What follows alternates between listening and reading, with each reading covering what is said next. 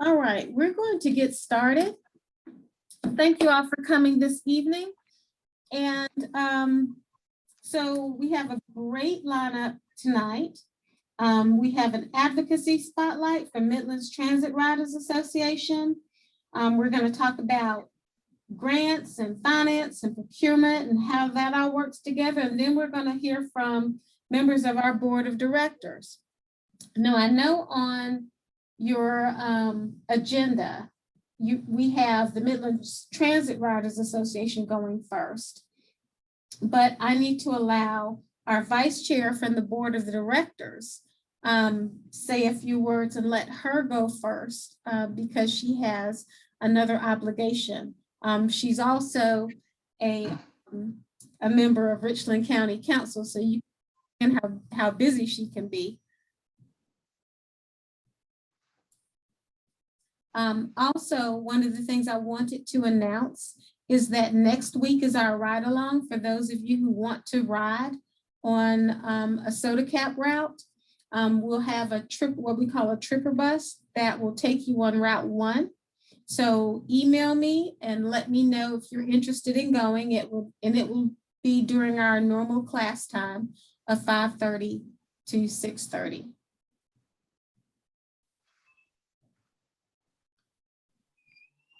Okay. So Allison, are you still on?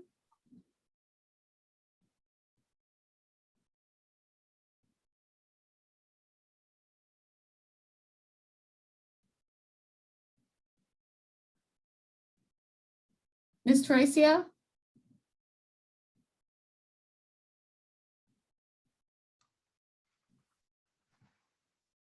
Okay, I don't see her.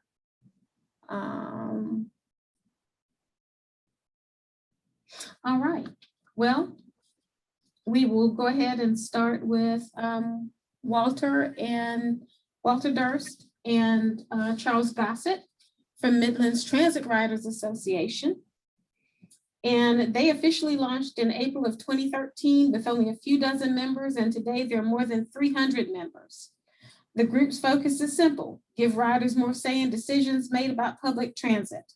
The association's goals include educating the public about the benefits and challenges of public transit, facilitating the voice of riders, pushing for affordable rider fees, advocating for efficient service with expanded routes and schedules, and calling for safe, well-maintained shelters and stops.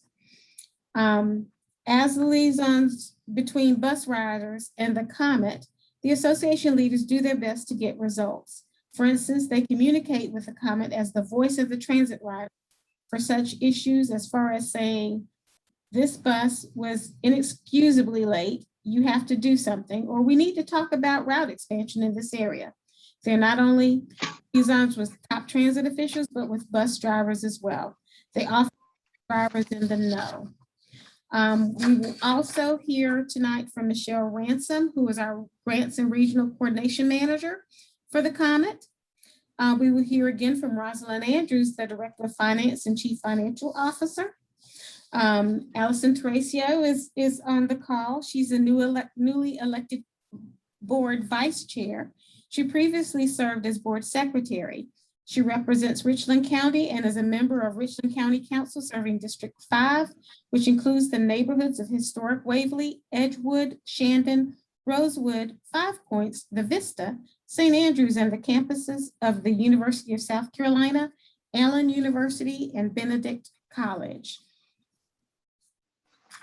Right, so we're going to let Ms. Terracio start since we understand her busy schedule and that she has another commitment right after this one. So I'm going to yield the floor to Ms. Terracio and let her speak about her experiences being vice chair on the COMET Board of Directors. Welcome, Ms. Terracio. Thank you for having me tonight, and thanks to everyone who is in this program tonight.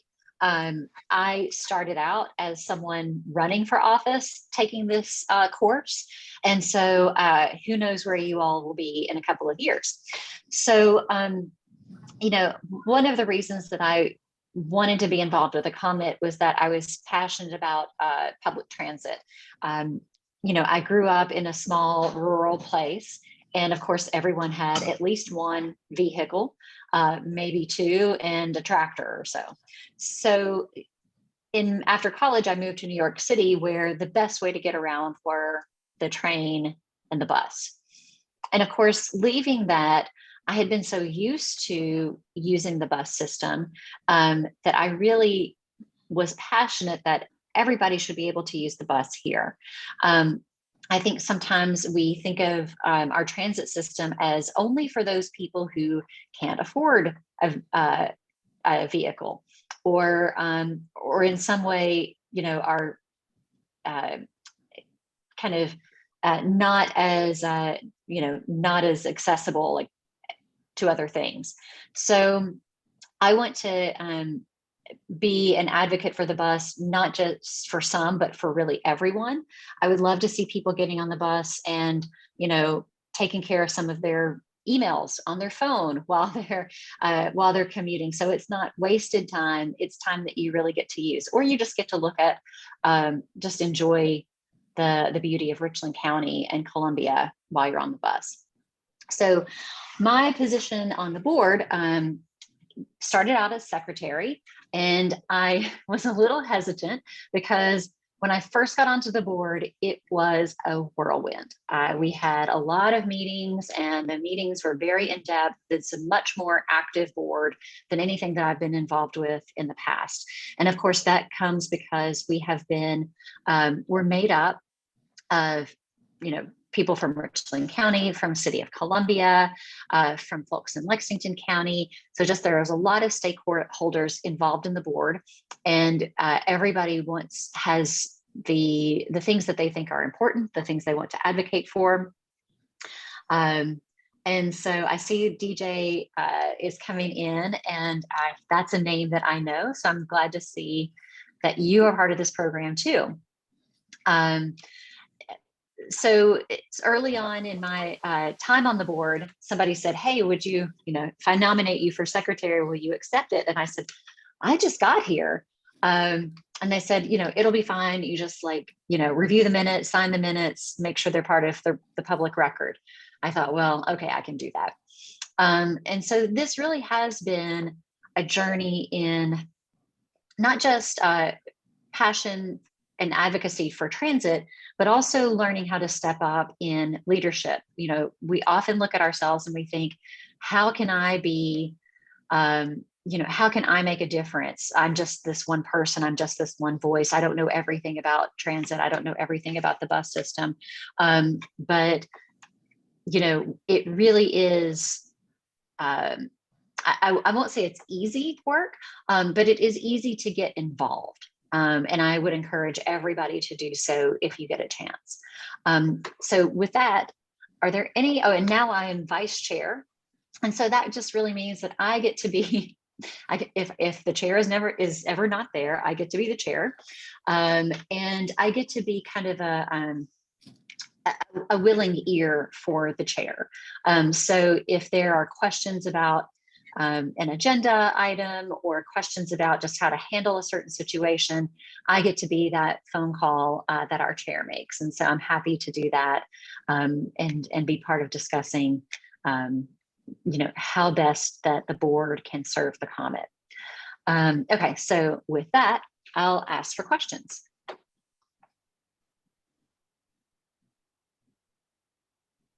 Don't be shy. And do you all have a chat function? Yes. If anybody would rather chat their question, I'm happy to receive questions that way.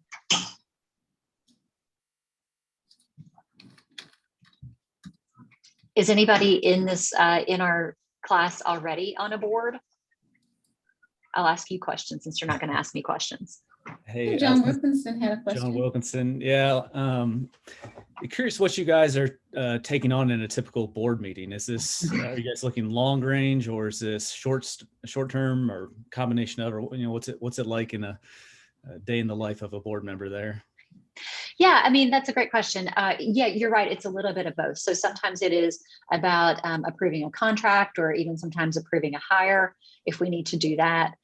We definitely have reports out from committee.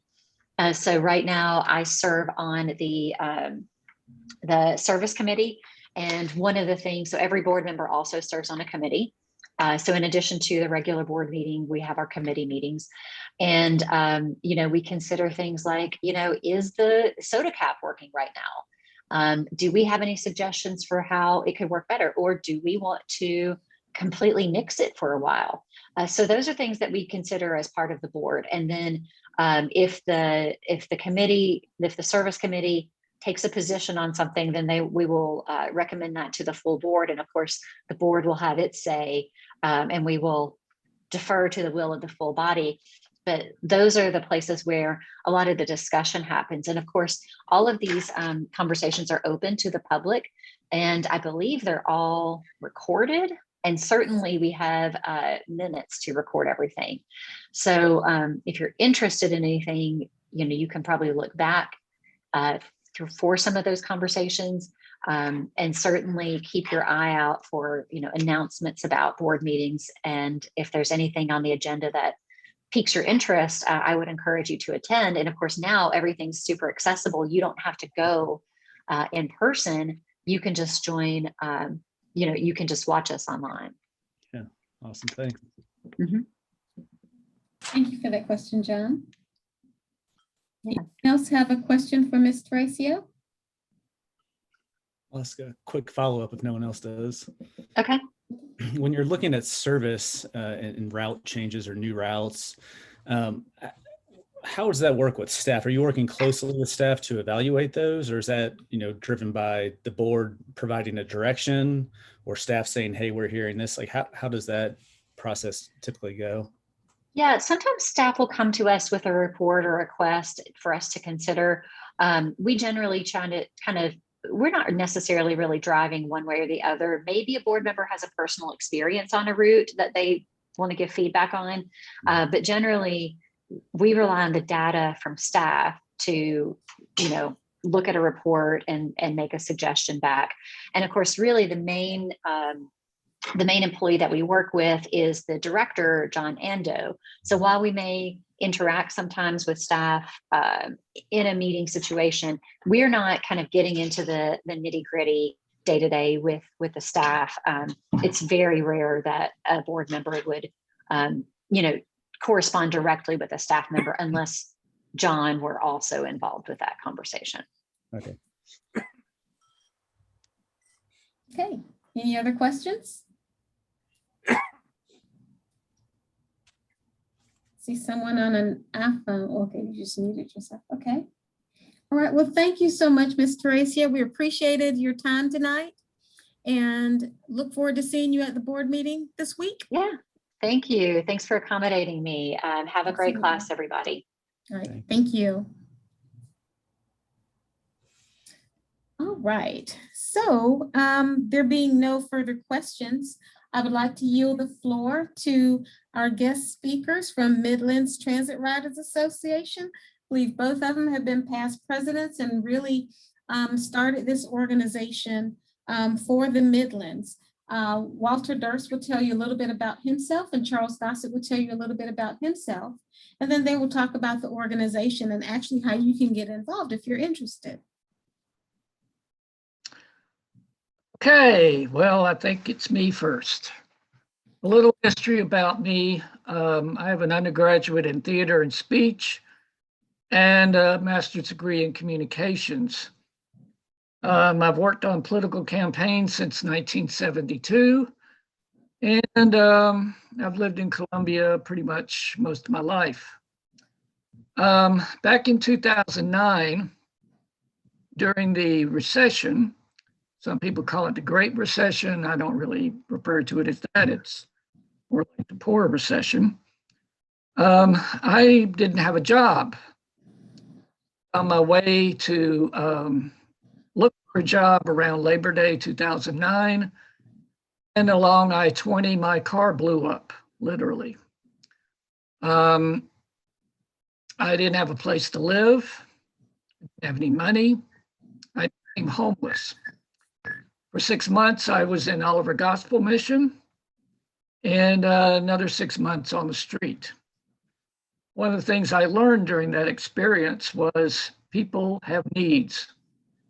I've been a writer pretty much 100% of the time since 2009. And in 2012, as Pam noted, we were involved in the penny tax initiative. Once that tax was passed, we formed the Midlands Transit Riders Association. We found that riders were really in need of a voice on the COMET board, because at the time there were no bus riders on the COMET board, and there might have been one or two that actually worked for the COMET that rode the bus. So that's where we were. I want to talk a little bit about the things that we did early on, because we actually had an advantage representing riders, because the powers that be at the time in the COMET were not from around here, so they didn't know anything about Columbia, and we did.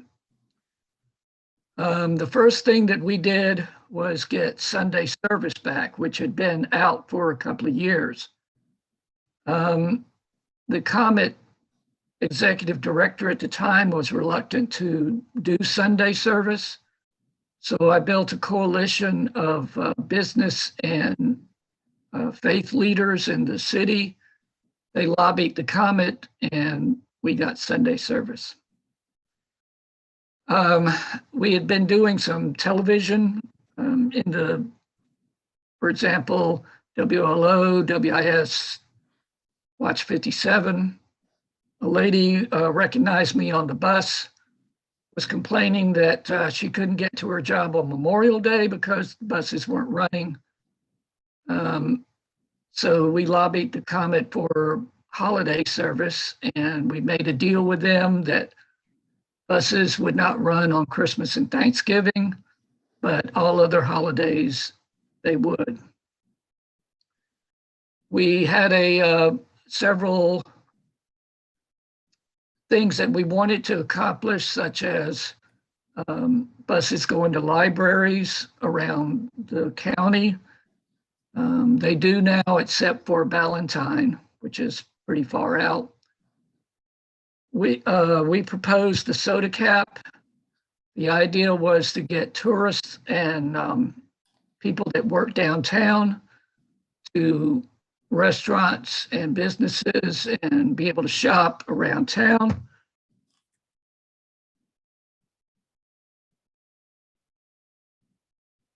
You muted, Walter. Walter, you muted yourself.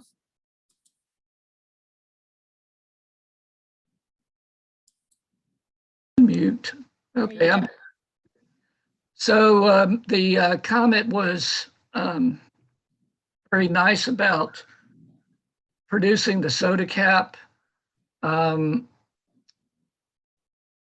a little disappointed that the state workers don't take advantage of it, but I heard from one of the directors, Curtis Loftus, who's our state treasurer, and he's trying to promote the buses with the state workers. Another thing we did was Sandhills. We were actually recognized by Richland County Council for our work in getting a bus out to Sandhills. Quite frankly, the community out there was a little bit reluctant in taking a bus, but when we showed them the advantages and talked to council, they said, okay. Another thing we did was to make sure that we had buses going to all the hospitals in the Columbia area, including Lexington, because on average, there are about 400 workers going to work at hospitals every day, and that they ride the bus. We worked on a route that used to be involved, which was Crosstown, which goes along Sunset Beltline to Garnets Ferry, because there needed to be a bus that went to Midlands Tech at Rosewood, and without having to transfer from one route to another. And in view of that, we got buses to go into every Midlands Tech in the group. So you have Midlands Tech Airport, Midlands Tech Rosewood, Midlands Tech Northeast, and it just was a need that needed to be filled. We also got the free the half fare ID, which the COMET originally wanted to charge $5 for each ID, and most people that needed the half price were on limited income, so we were able to get free IDs. We talked to folks in West Columbia, Casey, about getting buses out there. And we were very surprised that they weren't interested in so much getting people to work. They were interested in getting congestion thinned out on Noxabbot Drive. So they were interested in environment, and we tackled that. So that's about it for me. I just also want to give a shout out to Lil Mood, who on the board of the COMET, who got hooked up with the COMET originally, and she's been a great advocate for us. I'm going to turn it over to Charles, who's going to talk about our page and other stuff that comes up his way. Hello, I'm Charles. Can everybody hear me? You got some feedback, like an echo going on, Charles? Yep. Exactly. How about now? That's much better. Okay. That's unusual. Anyway, I'm the most recent president, as Walter said, and I had an interest in transit, not to get too far off field, but before I joined the association, I probably had one since the early 2000s when I first saw them building rail in Charlotte, where my grandfather was. And my mother's family and my grandfather were from Brooklyn originally. And my grandfather used to tell stories. This is probably a bad way to start it, about cutting school and you taking the subway to Coney Island. So that always interested me. In public rail, I saw it in Charlotte, and I kind of expanded out my interest in public transit in general that way. And what I would do is I would keep giving everyone advice on the MTRA page about strategies and whatnot, because I think about strategy a lot, and you know, how to approach arguments. And they told me finally to come down to a meeting. It's, you know, it's things like transit. I see a lot of people advocate for transit going to retail and nightlife and whatnot.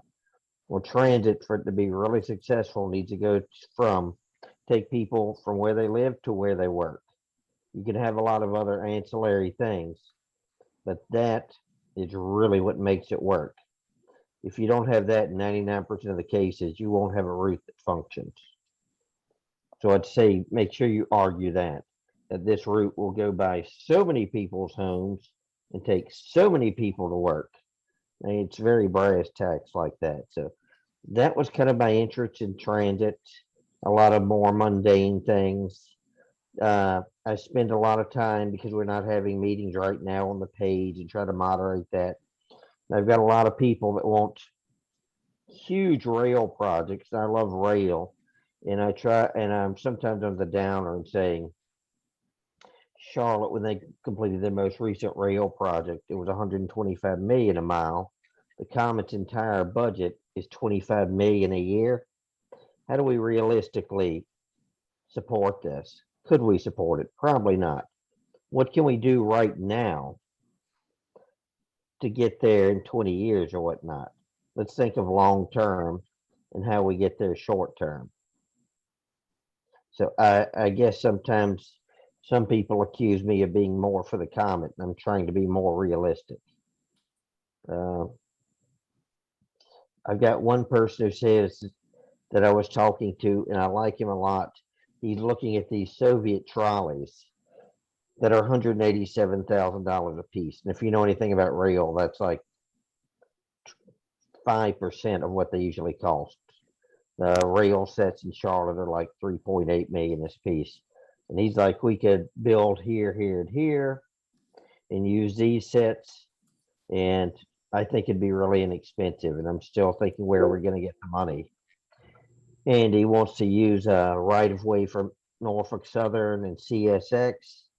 And I'm once again saying, well, I hate to say this, but things like Amtrak and whatnot, when you study that, the freight companies are horribly resistant to leasing their tracks to Amtrak. They do it begrudgingly and letting other people use their right of way. So I just bring up these realities.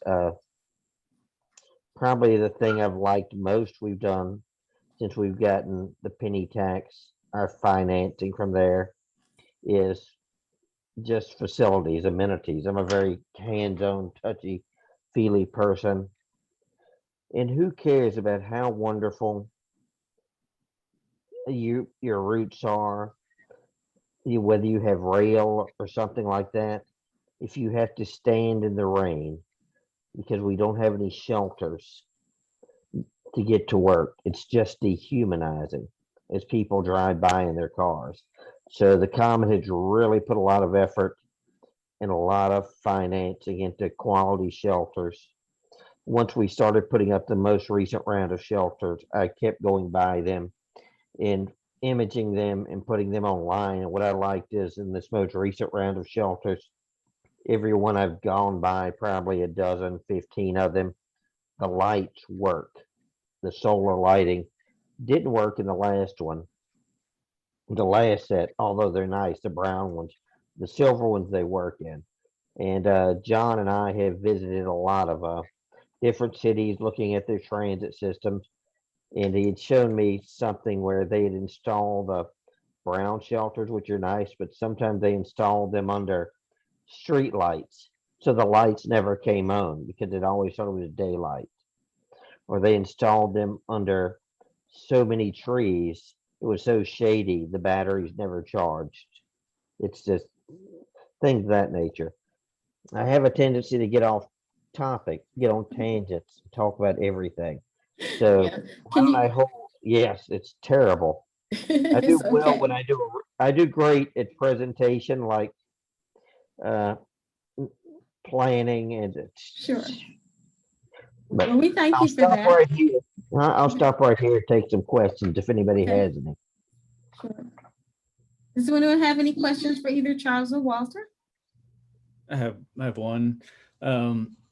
How is the Midlands Transit Riders Association organized? And do you guys meet regularly, or how are you getting the feedback from your members? And how do you guys operate?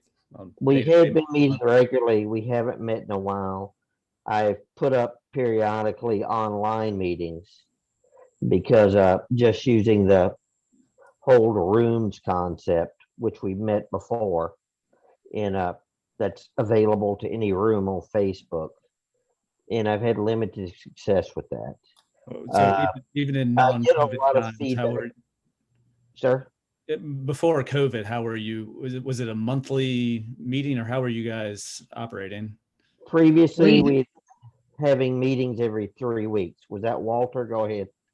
Yeah, we have bylaws, and the original bylaws were saying that we met as a association order, and we had our own meetings once a week.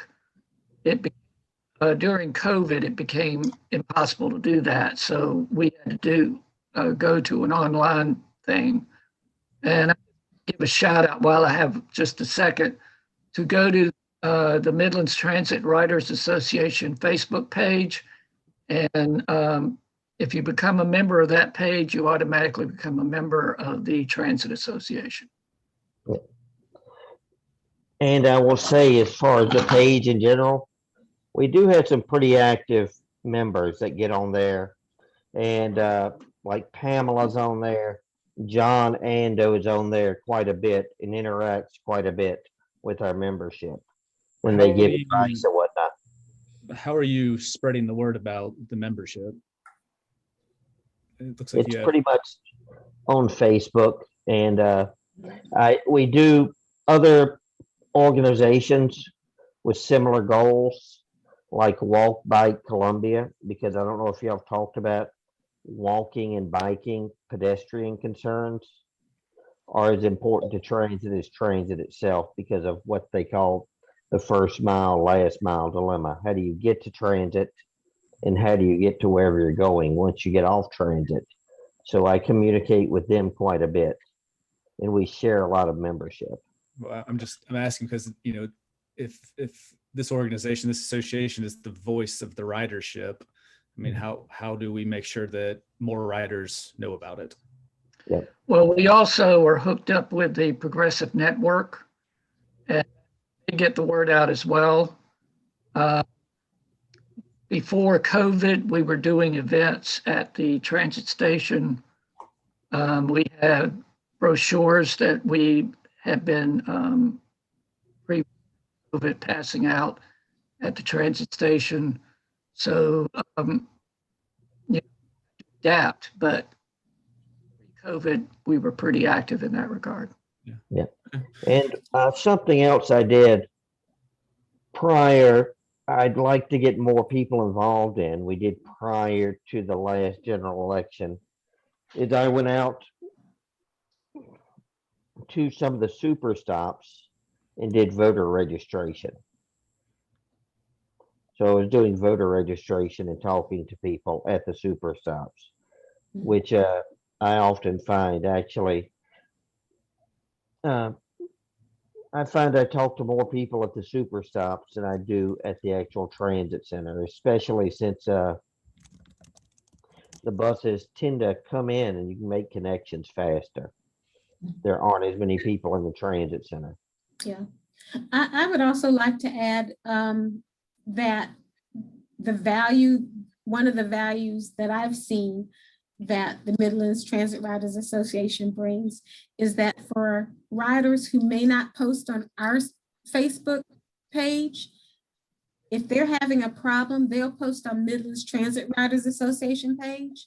We monitor that, and if we catch it, we try to answer it, you know, in a timely manner, or address the problem and let them know and provide, you know, answers back that way.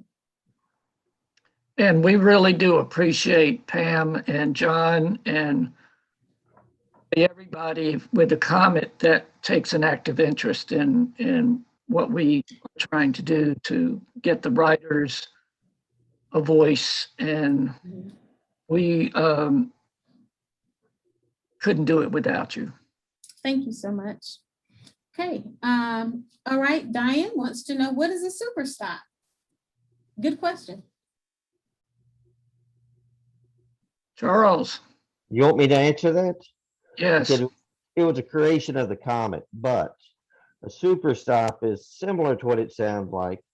It's a really super stop with a lot of amenities, a lot of shelters, larger shelters, seating, of course. And what the original plan was a lot of the corridor routes. That's at the end of their route, the 3 numbered routes y'all probably talked about. 101, is 301 still a corridor? Yep, I think so. 401, 801, 701. Yep. But out at the far reaches of those, they'll have large, just a number of shelters where a lot of routes meet, and a lot of routes that reach out further will connect there. So I remember Ann August, who was the interim director after Bob Schneider left, and John came on board, said to us one day, you shouldn't be sitting on the same bus for more than an hour. So, and that was one of the things I took from that, that the route should be it shouldn't be more than an hour in length. And the 801 out and back is more than an hour in length. So a lot of the routes that stretch further out into the county will come to the super stop. So I think John's endeavoring to put more in. One I was interested in was for the 901, the West Columbia route, to have more routes running out to West Columbia. Yeah. Unfortunately, I think COVID ran that over. Yeah, we have one more question, and we need to keep moving for the sake of time, but Alex wants to know, has the association taken a position on Reimagine the COMET? I mean, officially, no, that's murky area because we were 5013C, and what they told me is our job is education.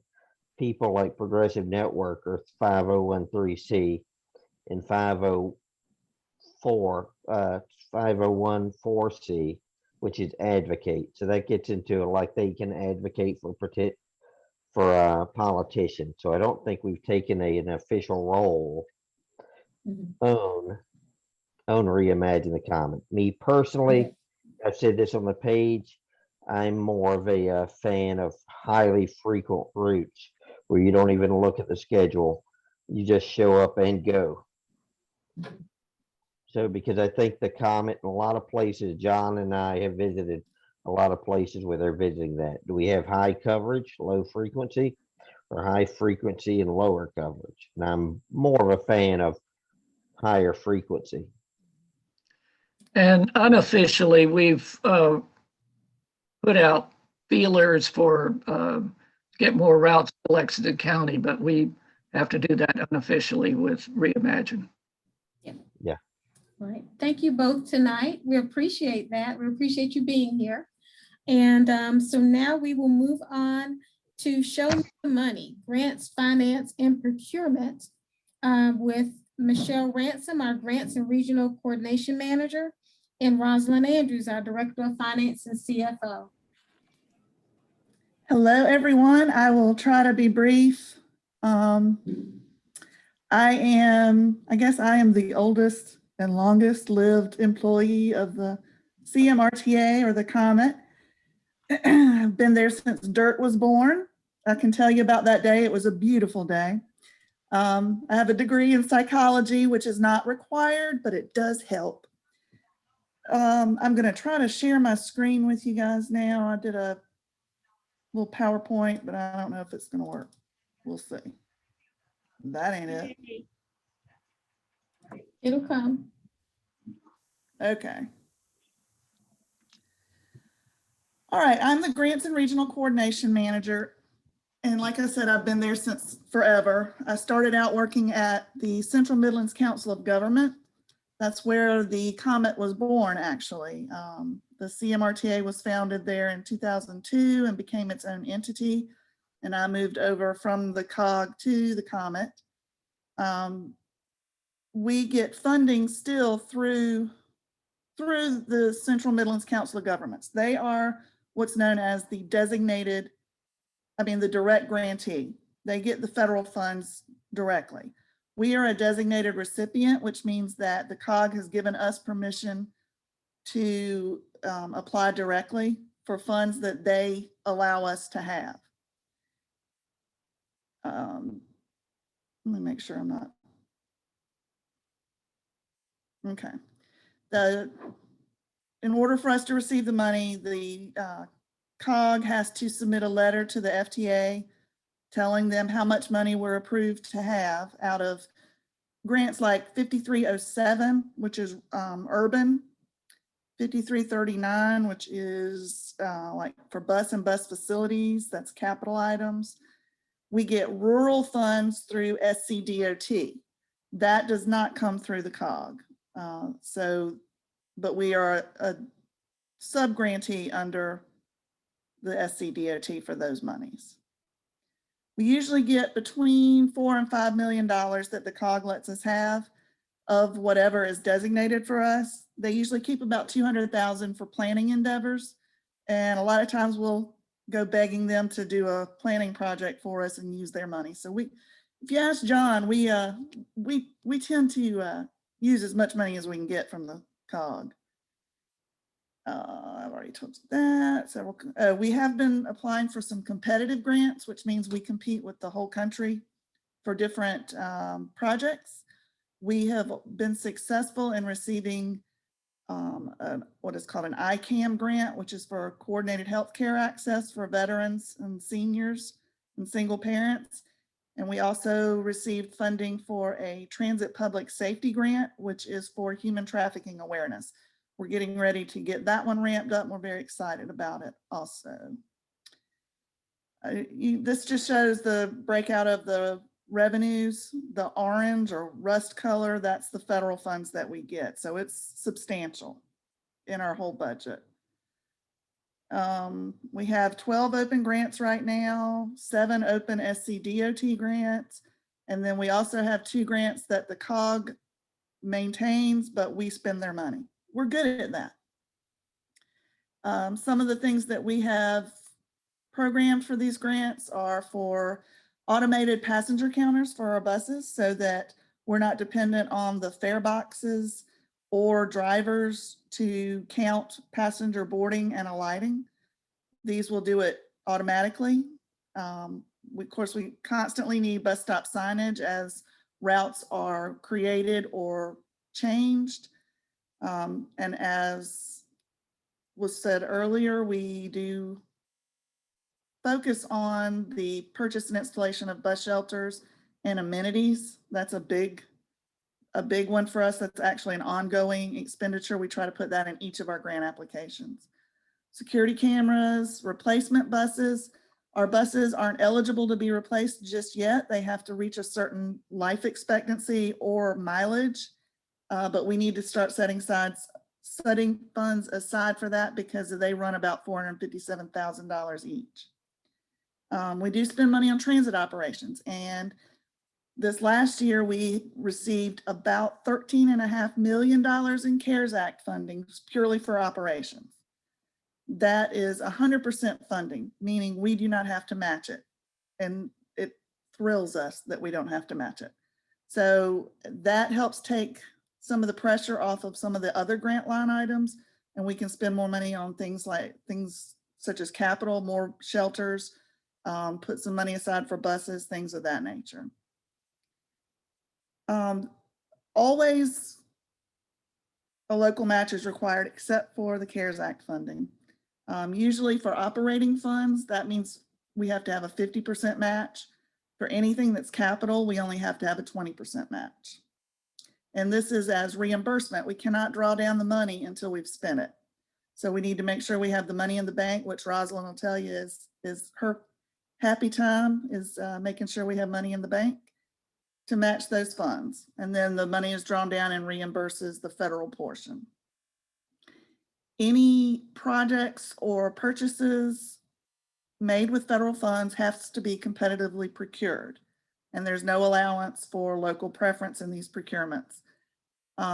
There are a lot of hurdles and hoops to jump through. It's not like we get excited about, okay, this sounds good, let's go out and buy it. Nothing happens quickly, but we do it the right way. The reason we do it the right way is because we're really good people, first of all, but also because we have what is called a triennial review. Every 3 years, the federal government comes, and as well as our FTA project managers, and look through everything we've done for the last 3 years. Legal work, they want to know how much money we got in the bank, how it looks like, how much we'll have for the next few years, how we are handling our technical capacity. Do we have the appropriate personnel to manage what we need to do. Procurement, those are those files they look through to make sure we have everything under the sun. DBE, disadvantaged business enterprise participation, EEO, just all kinds of things. Those reviews are very exhaustive and very productive. We typically do very well, but it's always very stressful getting everything together and then, laying it open for everyone. Roz is more used to it because she has an annual audit, and they do look through some of the grant items then as well. But for me, the triennial is the main stress inducer. That's me, right? And then in conclusion, you don't have to be Einstein to work with grants, but if you do, you'll end up looking just like him. And that's all I've got. Does anybody have any questions?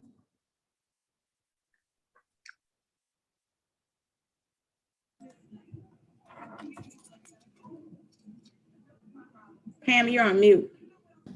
Sorry, I'm just talking. Any questions for Michelle? Okay, we'll go on to Rosalind Andrews, our Chief Financial I have Officer. a quick question. Okay, John?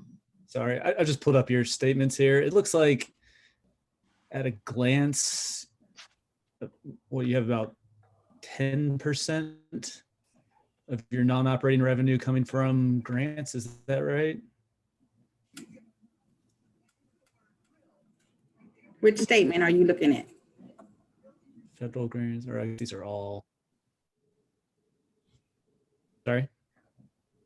Are you looking at our financial statements, our CAFR, our annual audit? Yeah, well, yeah. I'm just curious, what percent of revenue is coming from grants and how has that changed over time?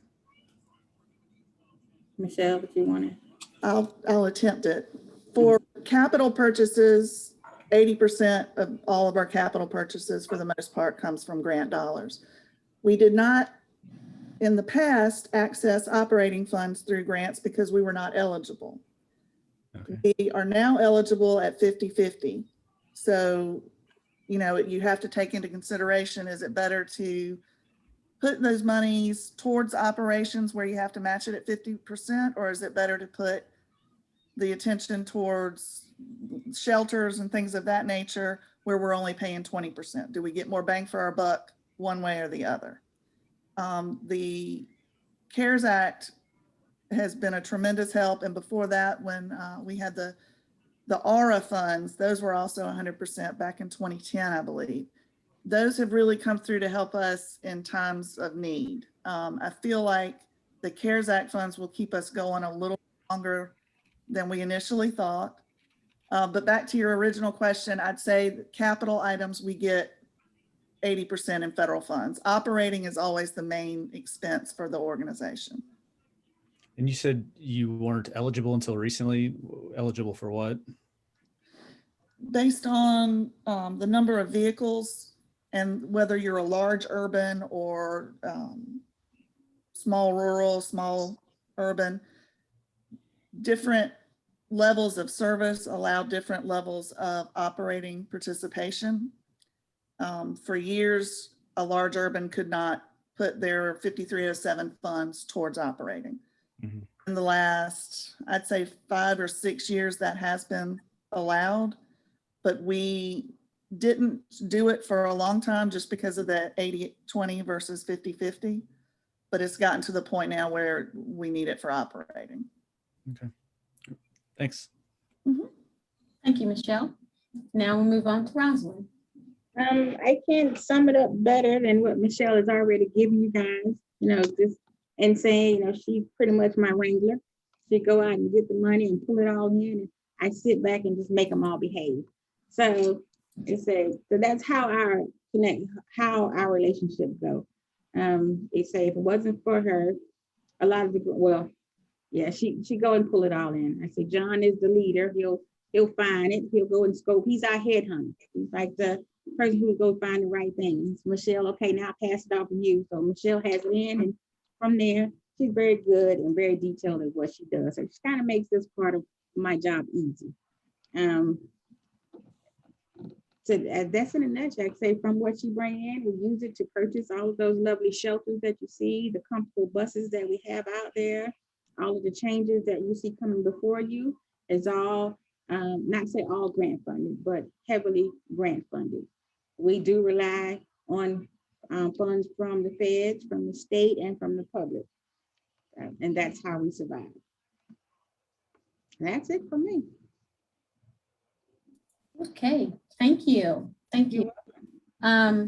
So now we're going to be cutting it a little close, but please bear with us because we might go about 5 minutes over. I'm happy to have with us tonight 2 of our board members, Lil Mood and Mike Green.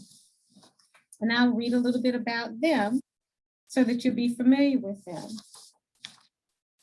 Okay. Lil Mood is a longtime member of our board of directors, and she's also the chair of our service committee. She's serving in this position for the 2nd time. She's also a member of the COVID-19, intermodal, and ED evaluation ad hoc subcommittees. She served twice on the Operations Contract Procurement Committee and previously served as board secretary. Among her other awards and honors, she was awarded the South Carolina Alliance for Mobile Infrastructure Urban Board Member of the Year in 2015, served as a member of the Central Midlands Council of Governments Rail Advisory Committee, Transportation Chair for the Columbia Area League of Women Voters, and is a former member of SCDOT Rail Advisory Committee. We're also happy to have Mike Green with us tonight. He serves in an advisory capacity on our board of directors representing the city of West Columbia. He also serves on the West Columbia City Council as the representative for District 1, which is the southwest quarter of the city. Mike Green is the president of AH Holdings, LLC, a real estate firm, and he is a graduate of Bob Jones University. So earlier you heard from Allison Terracio, who is our vice chair, about her experience on our board of directors, and I'd like to give you an opportunity to hear from Ms. Mood and Mr. Green as well. So I'll turn over the floor to the both of you. Mike, I'm going to let you go first because I use way too many words, and so I want to hear what you have to say first, and then I'll fill in. You're muted. You're muted. Yeah. No, I would defer to you, Madam Chairman. Oh dear. You can tell. Okay. Well, I'm just here for some comic relief every once in a while, you know. Well, I'm so pleased to see so many of you participating in the Transit Academy, because I think that this has been one initiative that's really helped citizens who are interested in transportation get a foundation for exactly what it takes to operate a transportation system in an area the size of our 2 counties that are both urban and rural. In the years that I've been on the board, and as Pam said, I'm kind of the oldest living graduate at this point. That I came on when we formed the RTA in 2002, and I've been through several different lifetimes on this. First as a member from Chapin, when every jurisdiction had a vote, and there were 39 board members. I think that was an interesting start. And then through a period of time where we were restructured so that the voting members of the board were members that made contributions to support the RTA. And for that period of time, I was in a similar position to Mike's as on the board, but in an advisory, non-voting capacity. But I found that to be just as valuable, because a lot of times when the board is making decisions, it's more important to have a voice at the table than it is to have an actual vote. A lot of the decisions that we made end up being made pretty much on consensus. And so it's really being there to hear and to have a voice in the process was valuable to me for those years. And then ultimately, I've been for the last number of years Lexington County Council's appointment to the board as a voting member.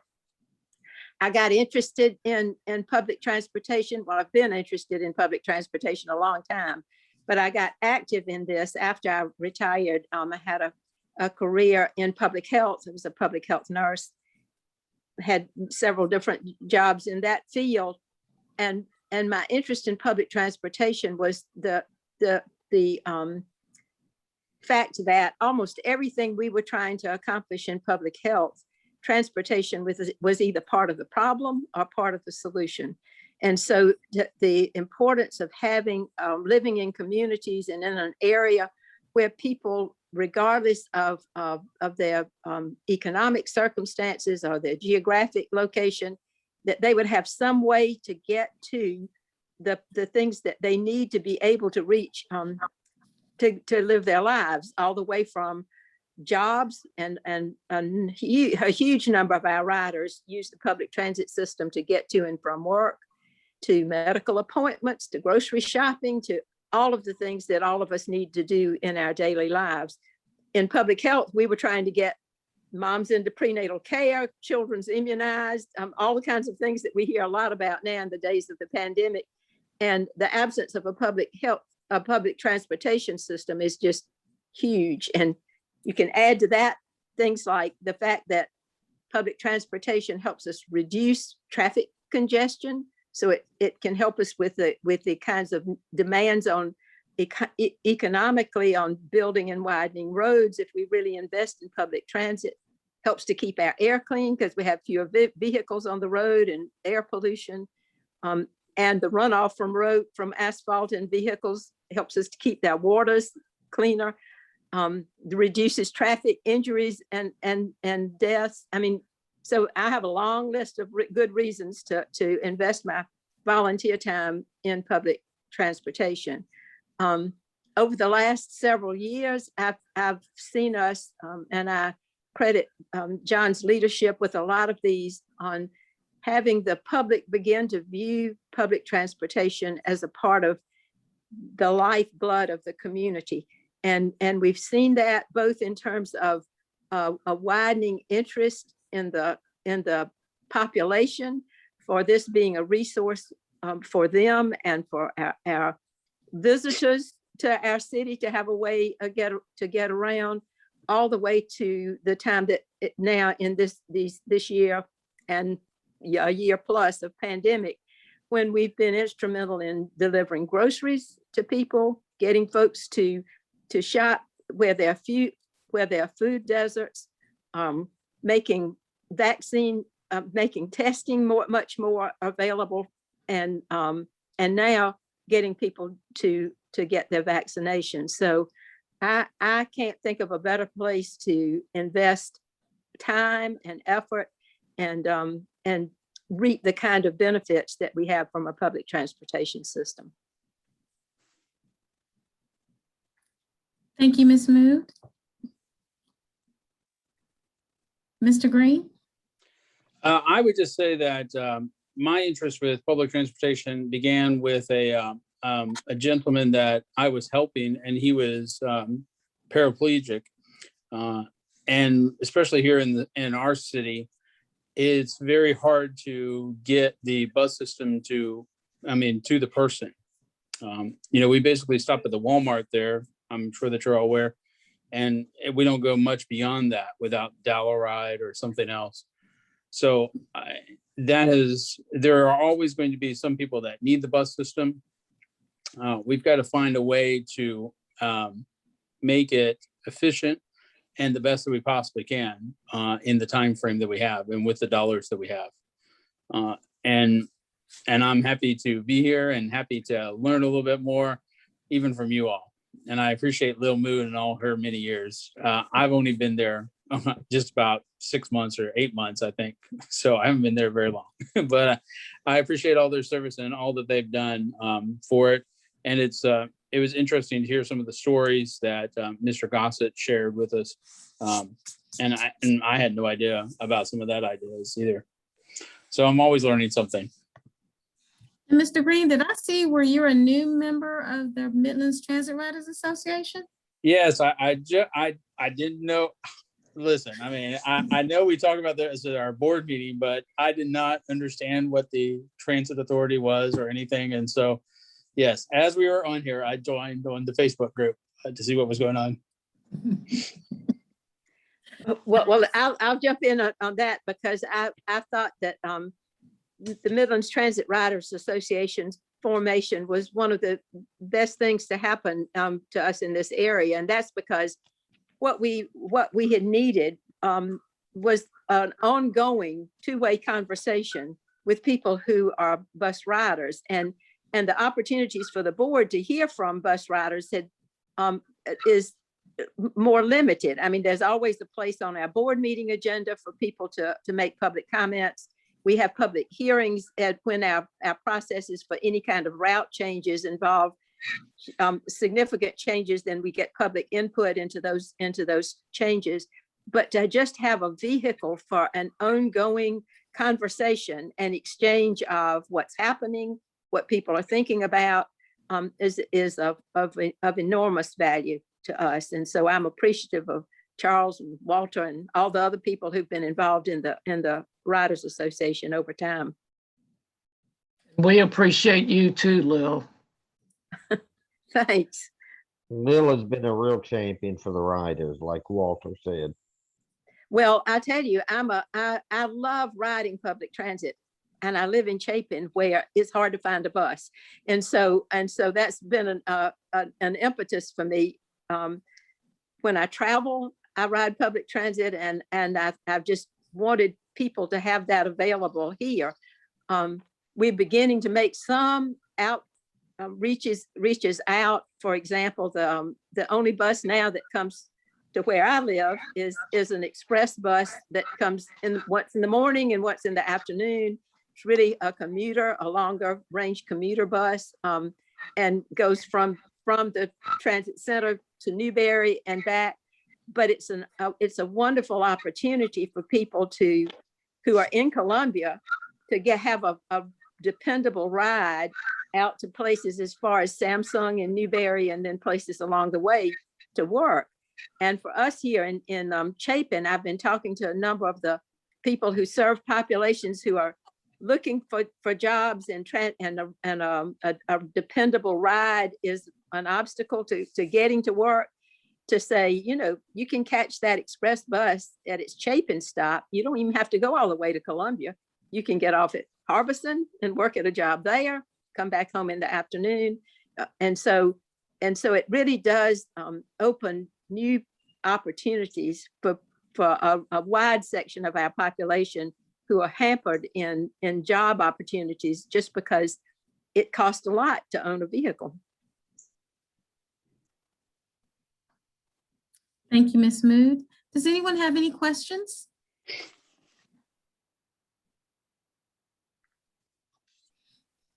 Okay. Someone had a chat remark, but it passed by fast. So is that a question? No, it's actually a comment. Blake said, I've used the 93X quite a few times. It's great to be able to get home when I need to. Yay. Thank you, Blake. So, well, I'll tell you, I had a conversation with a young couple who lived in Newberry. He worked in Columbia. She was at home in Newberry with school-age children. And she said what that bus did was it let them be a one-car family. Well, that makes a huge difference in a young family's budget to be able to manage with one car. And I think when people think about public transportation in those terms, we can see how much it can benefit a lot of people who may not have that on their radar. Yep, that is true. That is true. For those of you interested in the Midlands Transit Riders Association Facebook page, Charles Gossett posted a link to the group above.